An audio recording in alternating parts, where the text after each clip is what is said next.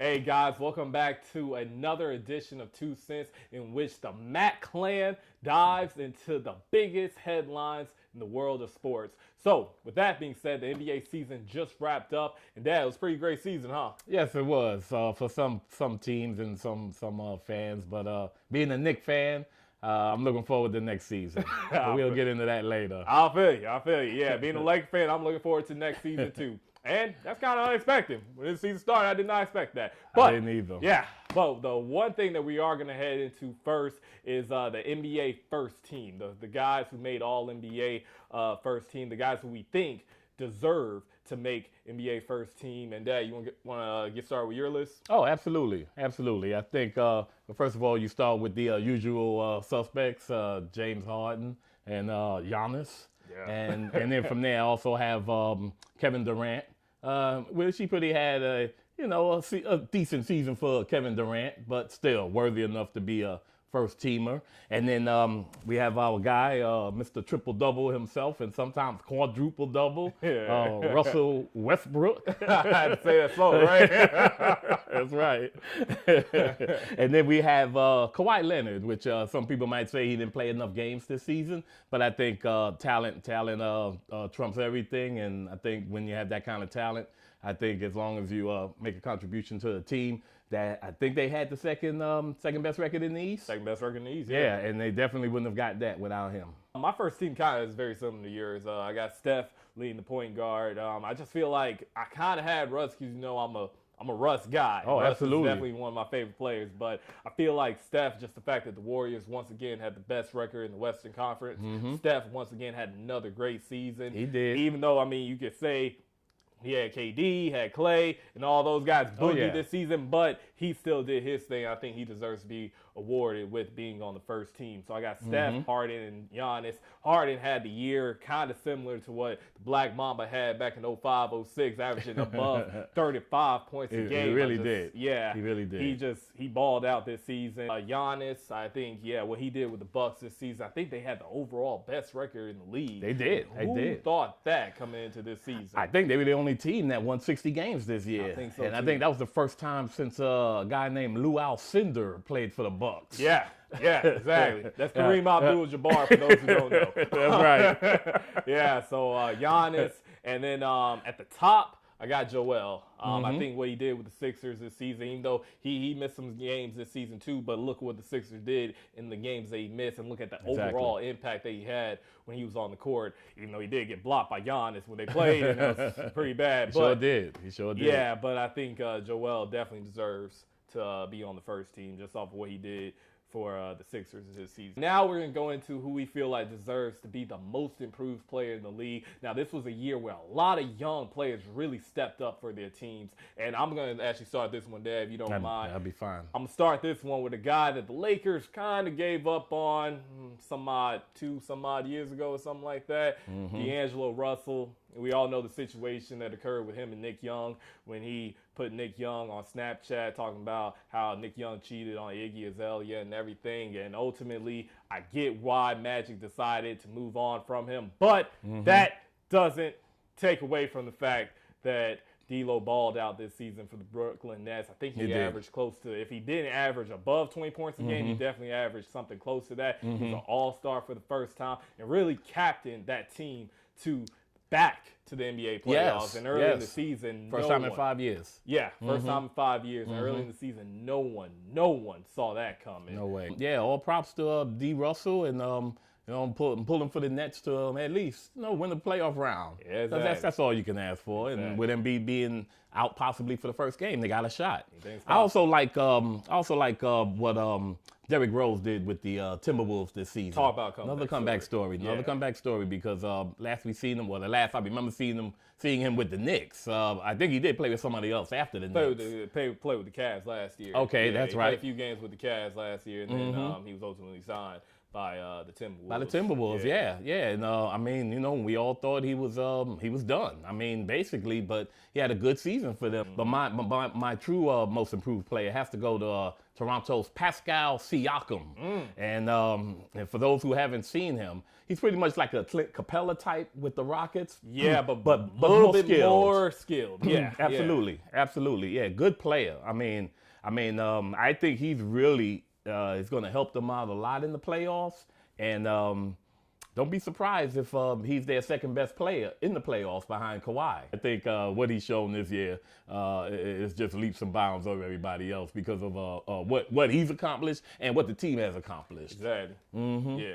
Yeah, exactly. So I like that. So where you want to go next? All right. Well, let's try to dive into the rookies.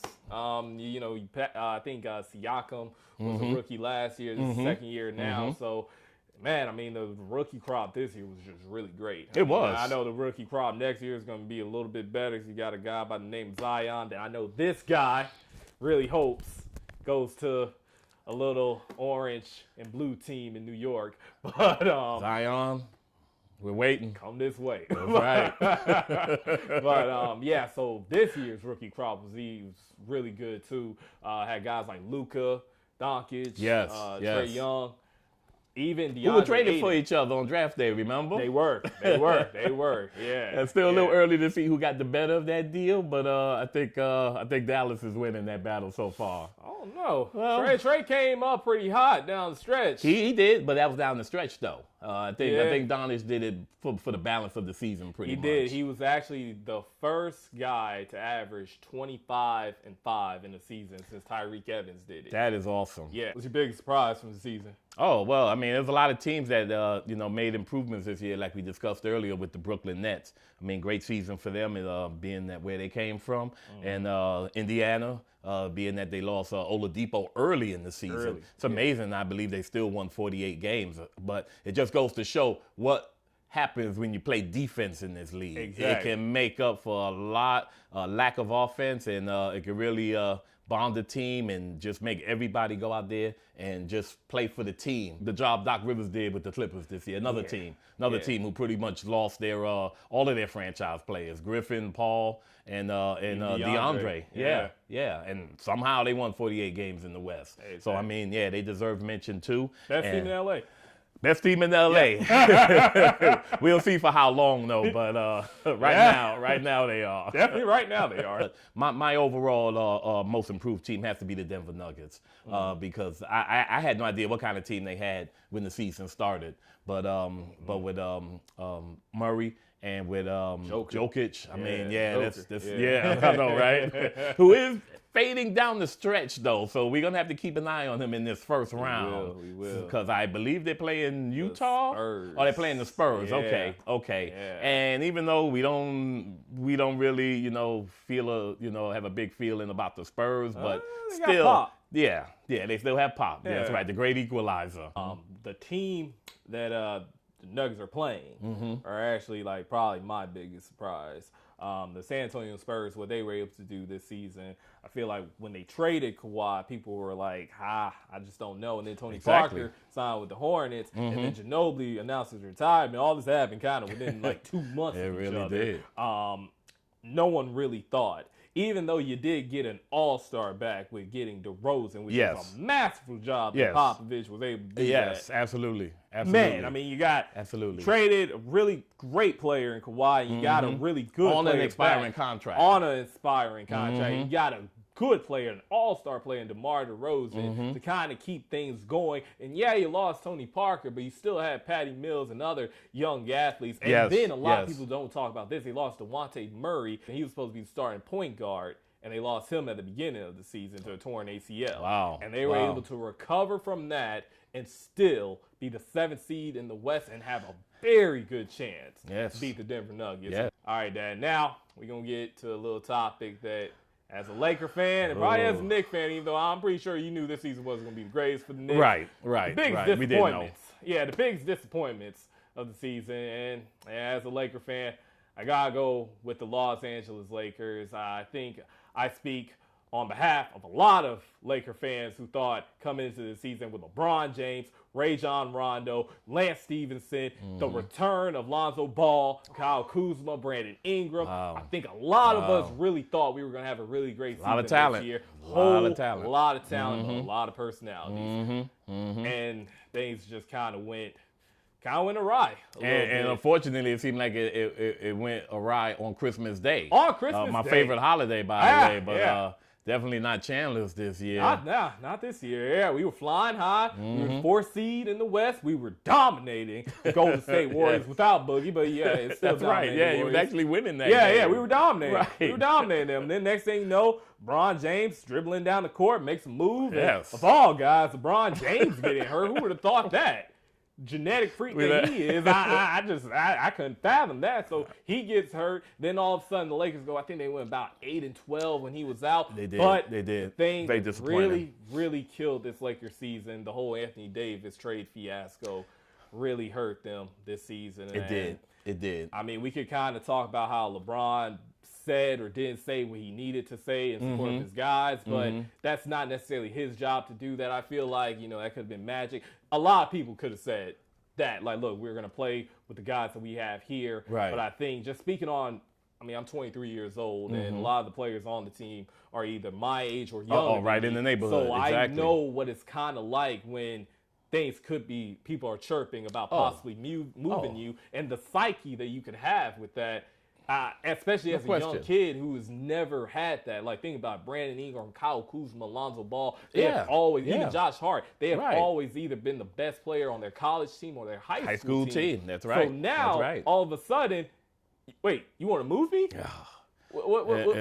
And we talk about this all the time. I mean, because it comes to a point of where you have a bunch of guys like that who's always been the best player on their teams, but now all of a sudden you're in a situation of where you don't want me? Exactly. And, I mean, even if you're not a world-class athlete, that's still a hard thing for a person to take. Hard thing to swallow. And I think another thing, too, we discussed this also, that I think LeBron made a mistake by injecting himself into that conversation when it was asked upon him about Davis's situation, because I think he should have just taken the no comment or just passed it on to Magic and not take any questions or answer any questions about that subject whatsoever, because it is obvious between his injury and that proposed trade that was the downfall this season. That killed this season. And to my Knicks, I mean, basically, like you said earlier, I mean, it pretty much was a wash from the beginning. Yeah. And it would just happen to be the Knicks' luck that this is the first year that the NBA lottery does not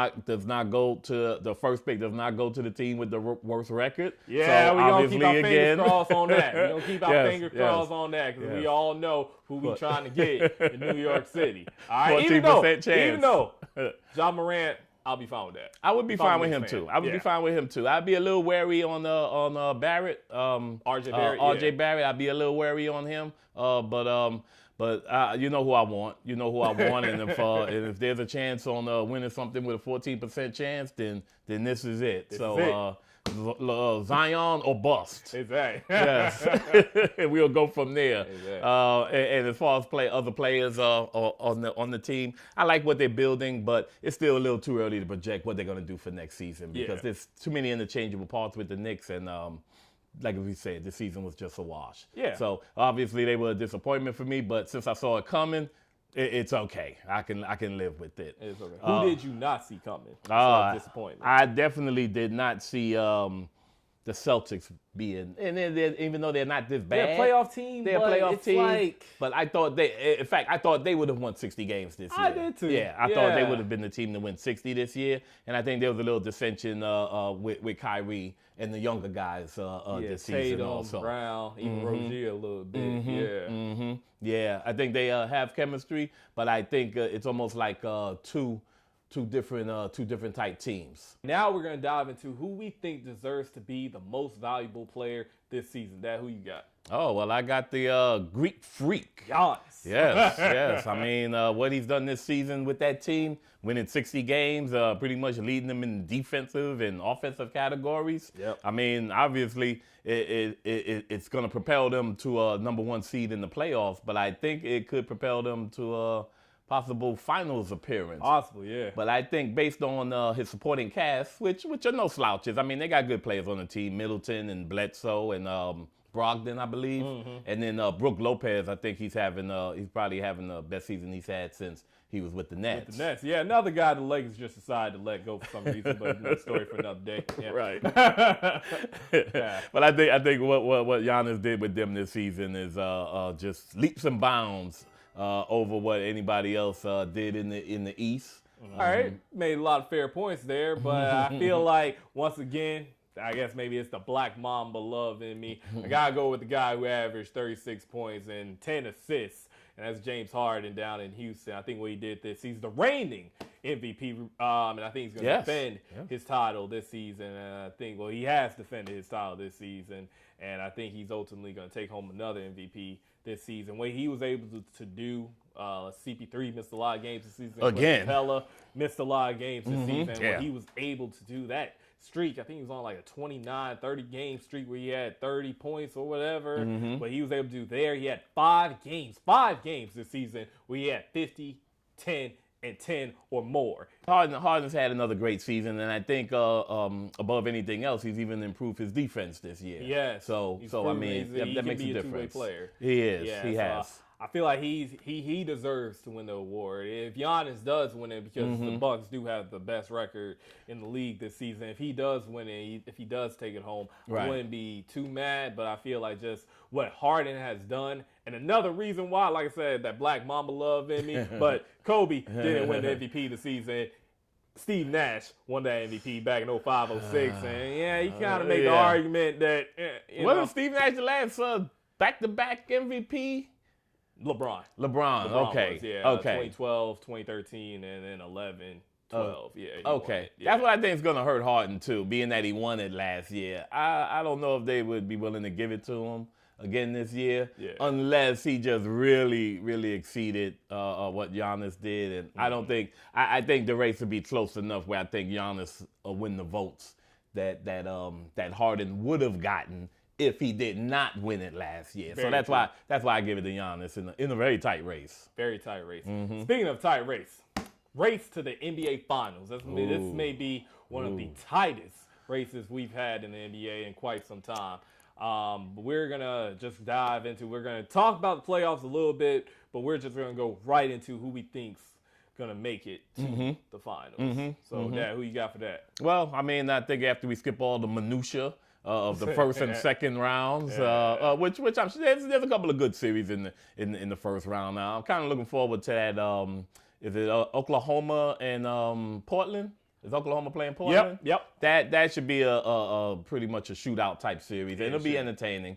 And apparently Dame and Russ got beef. I found that out yesterday. Yeah, apparently they got a little bit of beef. Well, that always helps for TV ratings. Because with the guy Nurkic, Russ had beef with him. And now, he kind of got beef with Dame. So should be a fun one. It should be. It should be. And too bad for Portland that Nurkic is out for the season because he might have been the one to put them over the top finally. Yeah, and I think McCollum might be dealing with some injuries too. I think he is too. Yeah. I think he is too. Good franchise in Portland, but for some reason they'll win their 45 to 50 games every year, and then you don't hear from them after the first round. Yeah. So I think that's going to happen again to them this year. Unfortunately for them. Yeah, just because I think Russ, PG, I think that's just going to be too much. Too much. Them. Yeah. Exactly. It's going to be a tough series. I mean, Portland ain't going to go down without a fight, but I think ultimately Russ and PG is just going to be too much for them. Oh, yes. Who you got? And obviously, we kind of feel like Warriors.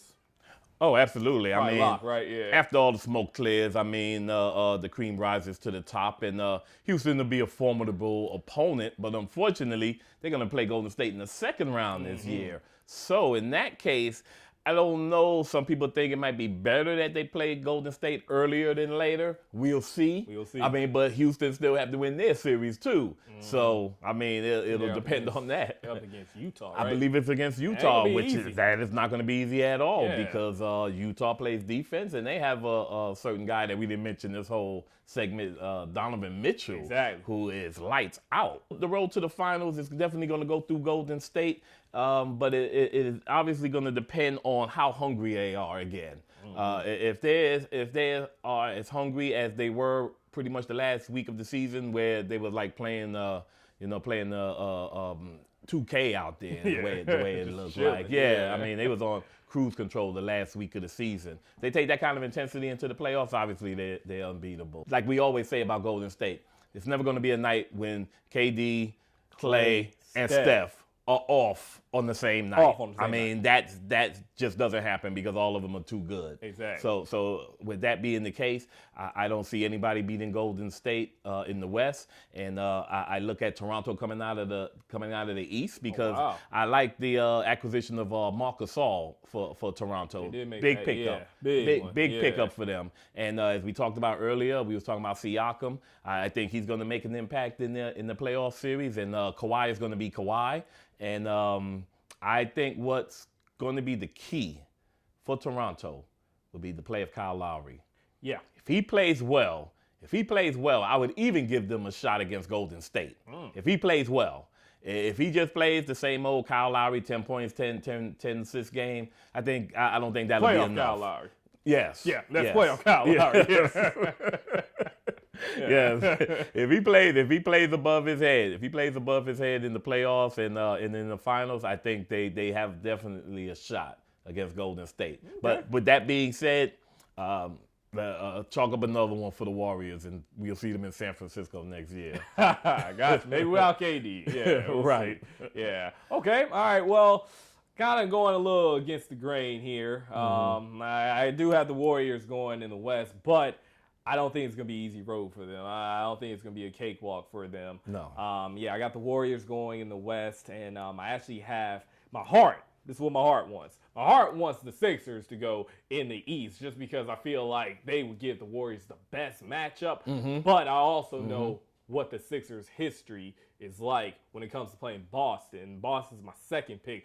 I know I'm throwing a little shade to the Bucks and the Raptors, but I feel like ultimately with the Celtics, they got Kyrie. Kyrie has been there. And even though Kawhi has been there, he's a finals MVP, he doesn't have Ginobili, Parker, Duncan, and Popovich anymore. Well, that's true. Right? That is true. So we're really going to get to see how great Kawhi Leonard is. I think he's great, but we're really going to get to see it. And we know how great Kyrie Irving is, even though he had LeBron, but he ain't had LeBron ain't shoot that shot over Steph Curry in Game 7. Exactly. And that's why I think ultimately the Celtics, along with having Jason Tatum, Jaylen Brown, Mark Smart, speaking of Bulldog, Marcus Smart there, I just feel like they're the team with Brad Stevens coaching. They're going to be the team that ultimately gets out of the Eastern Conference. It's going to be tough, but I think they're going to be the team that gets out of the Eastern Conference. And kind of got a little upset alert here. I think I went with my heart this season. Early in the season, I thought the Celtics were going to be the team that would beat the Warriors in the finals, even with the addition of Boogie to the fold in Golden State. I really felt like the Celtics had the team, and even though it's been, like I said, a little bit of a disappointing season for the Celtics, I still feel like they got what it takes to beat the Warriors. Oh, they do. It's going to be a 7-game series. They do. But I got the Celtics over the Warriors. The thing with Golden State that kind of has me I don't think they're going to win it this year is because in the first round, even though I don't think they're going to have too much trouble with the Clippers, I think they're ultimately going to win that series in 5 games. I think it's going to be a tough 5 games. It will. I believe that too. We've seen what the Clippers got. They really could have been until the end of the season, until the last 2 games, they were the 5th seed in the West for a few weeks. They were red hot in April. Red hot, right? And in March, too. Yes. Yeah, that was after they traded Tobias Harris, by the way. When we thought they were just handing the 8th seed to the Lakers, but hey, another story for another day. Yeah. But, so I think that's going to be a tough series. And then we touched on it, the Rockets. They got the Rockets probably in the second round. And even if the Utah Jazz find a way to beat the Rockets, then you got to deal with them. Yeah. It ain't going to be no easy series either. Not at all. But I think ultimately the Rockets are going to win. I do too. Against the Jazz. So I do too. Golden State's going to have Houston. The one team that I told you this, if Chris Paul was healthy last season, I personally feel like the Houston Rockets would be the reigning defending champions headed into this playoffs just because of how they were playing. A lot of people feel that way. Yeah. A lot of people feel that way, but I guess we'll never know. We'll never but know. we'll get a chance to see this year. We'll get a chance to see this season. I think that series is going to go 7 games. I do think the Warriors are going to win it, but it's going to be tough just because they got Game 7 at home in Oracle. Yes. And I think that crowd's going to be rocking. Oh, it will. But it will. It's going to be tough. It's not going to be easy for them. Right. And then I personally think the Thunder are going to beat the Blazers in the first round, and then the Thunder are going to beat whoever they face in the second round. And I think that Russ KD matchup in the Western Conference Finals that all of us have been waiting for be great. ever since 2016 when KD jumped ship and went to the Warriors. I think the Thunder are going to take them 7 games too. And I didn't even think about that, but if you think we're waiting for that series, you can imagine what Westbrook is thinking about. Exactly. So, yeah, that'll be nice to see. That'll be fun to see. Exactly, yeah. So I think that series is going to go 7 games. And no one's really talking about this. If they make it to the finals this season, everybody's talking about the three-peat. That would have been 5 straight. That would mean 5 straight seasons that the Warriors have made it and have played deep into June. And I just feel like that's going to kind of get to them. That's a lot, not only physically, but mentally on yourself. So I feel like, and I'm not necessarily talking about their mental state or anything like that, because I mean, these are the best athletes in the world, and they've proven for years that they are, as constructed, probably the greatest team ever. That's just kind of how I feel. One of, to some people, one of the greatest teams ever. This team won 73 games without Kevin Durant, Boogie Cousins. But, but I feel like that's going to kind of get to them this season, that wear and tear, and then the grind of the Western Conference playoffs. I think it's just going to get to them this year, and that's why I think the Celtics are ultimately going to come out on top, as much as it hurts me to say as a Laker fan. It hurts me to hear it. Exactly, as a Knicks fan. But, I think the Celtics are going to be the team that will dethrone the Warriors as NBA champs this year. Okay, well, time will tell. Time will tell. We'll see. All right, Dad, so biggest, I guess, the lasting memory. What's your lasting memory probably of this season? Well, probably the tour of D Wade and D-Wade Dirk. tour. One last dance. One last dance. That's right. One last dance. And both guys, obviously, future Hall of Famers. Gonna go in the record books as one of the greatest players of all time. I'll touch on Nowitzki. Coming out of Germany, believe his first year was 99. 96, I think. Yeah, I mean, it was 97. It was it was real early. I mean, so he probably was 19 when he started then or something. Probably. And one of the first guys, one of the first 7-foot guys who did not want to play center. He decided he wanted to be a shooter and played with his face to the basket instead of behind the basket.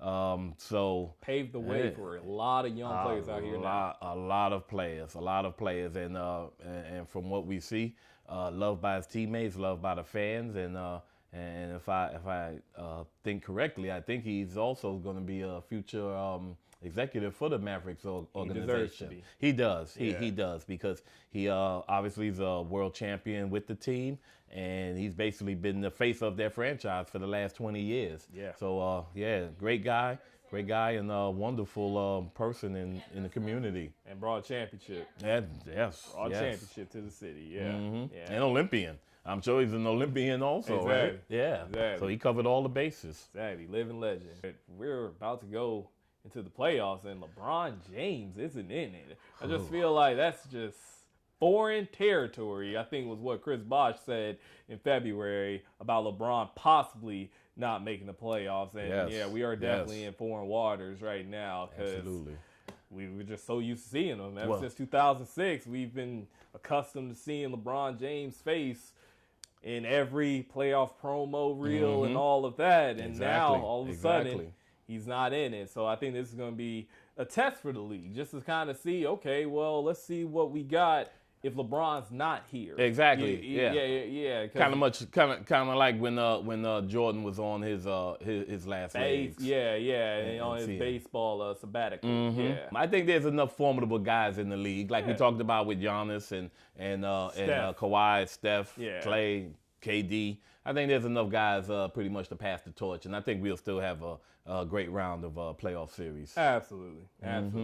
Yeah, for sure. All right, guys. Well, that wraps up this edition of 2 Cents. If you guys want to give your 2 cents to us, be sure to like our Facebook page and subscribe to our channel and comment on everything that we post. Thank you guys so much. See you soon.